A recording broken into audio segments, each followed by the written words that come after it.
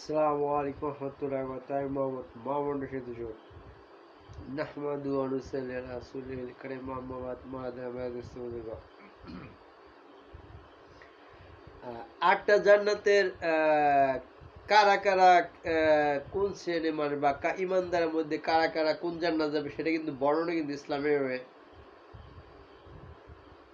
বুঝা গেছে, জানা গেছে, জানাইছে কোরআন হাদিসে জানাইছে দেখেন। অর্থাৎ নবী রাসূল সবাই কিন্তু জান্নাতুল ফেরদাউসে থাকবে। নবী রাসূলের মধ্যে কেউ অন্য জান্নাতে থাকবে না, কারণ নবীদেরকে আল্লাহ তাআলা ওই মান সম্মান আগেই দিয়ে রাখছেন।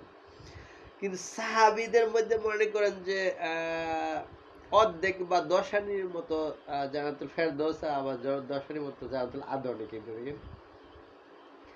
আবার এভাবে বলা হয়েছে যে যারা ইসলামের জন্য জিহাদ, সত্যিকার রাসূল ইসলামের মন মতো জিহাদ এবং তাবলীগ কাজে তারা জান্নাতুল আদনে যাবে, ঠিক আছে না? এটা বলা হয়েছে।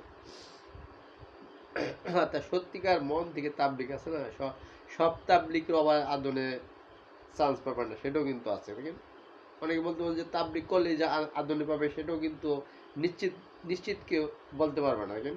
অর্থাৎ বড় মনের মন থেকে তাবলীগ, রাসূলকে ভালোবেসে ইসলামকে ভালোবেসে তাবলীগ হতে হবে, আর ইসলামকে ভালোবেসে জিহাদ যারা করবে তারা জান্নাতুল আদনে যেতে হবে, ঠিক আছে না?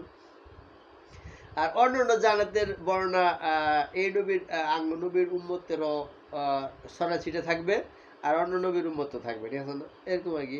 কিন্তু আটটা জান্নাতের বর্ণনা কিন্তু এভাবে আছে, ঠিক আছে না? আসসালামু আলাইকুম ওয়া রাহমাতুল্লাহি ওয়া বারাকাতুহু।